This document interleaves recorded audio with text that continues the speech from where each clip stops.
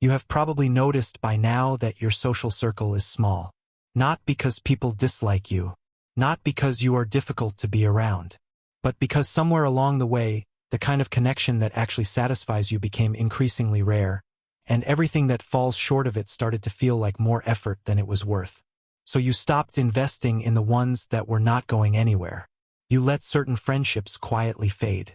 You said no to enough invitations that the invitations eventually stopped coming.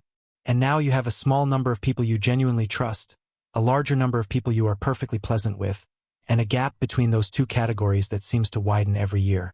Most people looking at your life from the outside would call this a preference. You value quality over quantity. You are selective. You know what you want from a connection and you refuse to settle for less. And all of that is true, but it is not the complete picture. Because if you are completely honest with yourself, the smallness of your circle is not entirely by choice. Some of it is. And some of it is something else. A pattern that has been quietly limiting your connections without you fully recognizing it as a pattern at all. By the end of this video, you will understand exactly what that pattern is. And the answer is not what most people in your position expect to hear. But before we get there is one specific moment in the early stages of a potential friendship that determines almost everything about whether it will develop into something real. A moment you probably handle differently from most people.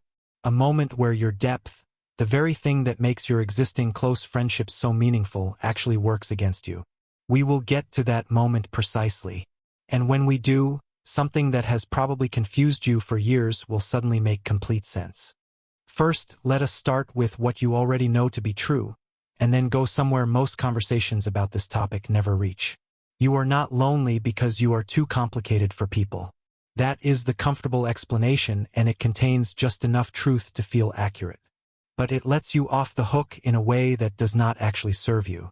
The more precise truth is this: you are lonely in the specific way that comes from having a very high threshold for what feels like real connection, combined with a very low tolerance for the performance of connection that most social interaction requires. Here is the strange part. That combination does not just make shallow friendships unsatisfying. It makes the early stages of any friendship, even potentially deep ones, feel almost identical to the shallow ones you have already decided are not worth your time. Because early friendship, by definition, is surface level. It has to be. Trust is not given up front. Depth is not available on demand. The early stages of any connection require a period of gradual, somewhat repetitive, relatively light exchange before either person feels safe enough to go anywhere more meaningful. And that period, that necessary, unavoidable shallow beginning, is precisely where your patience runs out. Which means you have probably walked away from connections that could have become exactly what you were looking for. Not because the depth was not there. Because you never stayed long enough at the surface to find out. Think about the last time you met someone who seemed genuinely interesting. The first conversation was good, real, engaging, the kind that made you feel briefly hopeful about what the connection could become. And then the second interaction was lighter. More surface level. More small talk, more pleasantries. More of the kind of exchange that your brain immediately registers as a step backward from where you thought you were going. And something in you quietly closed. Not dramatically. Not with a decision you consciously made. Just a subtle withdrawal of investment. A recalibration downward of how much this connection was worth pursuing. You stayed polite. You stayed warm. But the part of you that was genuinely open to something real pulled back. And the friendship never developed past that point. What you probably did not consider in that moment is that the other person was not showing you their ceiling. They were showing you their process. The lightness of the second interaction was not evidence that depth was unavailable.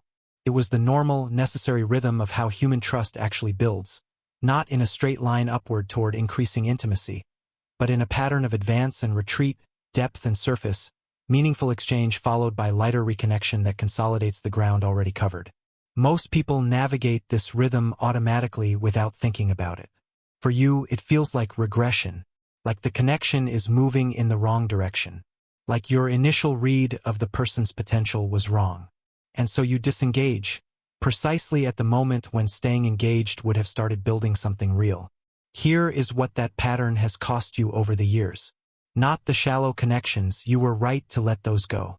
But the ones that looked shallow in their second or third interaction, because all connections look somewhat shallow in their second or third interaction. The ones that needed more time at the surface before they could safely go deeper. The ones where the other person was just as capable of depth as you are, just operating on a timeline that your impatience read as limitation. And this is where it gets really important, because the pattern does not just affect new connections. It affects the existing ones too.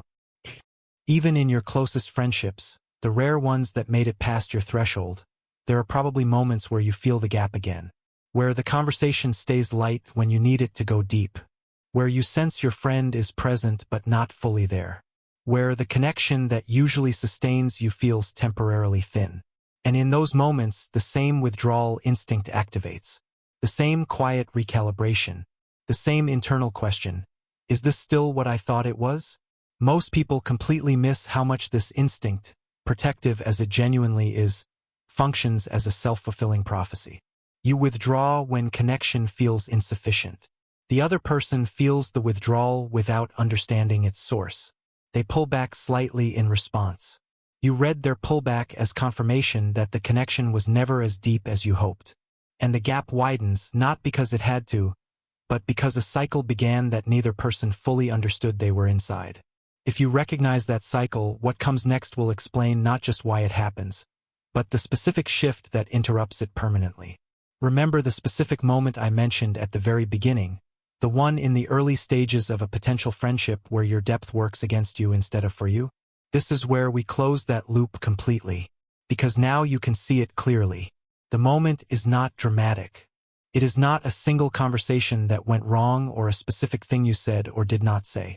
It is the moment the connection felt light, and you decided that lightness meant limitation. That decision felt like discernment. It felt like you protecting your energy from another connection that was not going to give you what you actually needed. But what it actually was, in most cases, was a pattern mistaking process for sealing.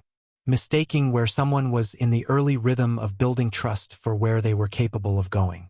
And that single misread, repeated across years and dozens of potential friendships, is the most significant reason your circle is as small as it is.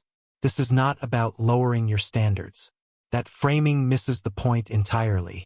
Your standards for depth are not the problem. The timeline you allow for that depth to reveal itself is. Here is the honest part that most videos on this topic never say. The loneliness you feel is real. It is not a noble trade-off dressed up as preference. It is not simply the price of being selective. It is a genuine ache that comes from needing a specific kind of connection and not having enough of it. And that ache deserves to be taken seriously rather than reframed into something that sounds more like a personality trait and less like a real and solvable problem. The solution is not to force yourself to enjoy shallow connection. You will not. It is not to pretend that small talk feels meaningful when it does not. It never will. It is something more specific and considerably more manageable than either of those things. It is learning to stay present at the surface without reading the surface as the whole story. To sit inside a lighter conversation without your internal assessment system concluding that this is all the person has to offer. To tolerate the early rhythm of connection, the advance and retreat, the deep and the light, without interpreting the light moments as evidence that the depth was never real. Because the people capable of the kind of friendship you are looking for are out there. They are not common, but they exist in greater numbers than your current circle suggests. And most of them are sitting inside the same pattern you are, withdrawing when connection feels insufficient, protecting themselves from another investment that goes nowhere, waiting for someone to stay present long enough at the surface that trust finally feels safe enough to go deeper. You are both waiting for the other person to go first. And nothing happens. So go first. Not by dumping depth on someone before the relationship can hold it. That is its own form of self-protection disguised as openness. But by staying. By showing up for the second and third interaction even when they are lighter than the first. By giving the connection enough time to find its own level before you decide what that level is. The friendships you are capable of are worth waiting for. They are also worth working toward. And the distance between where you are now and where you want to be is smaller than it feels. It is mostly made of patience you have not yet decided to give.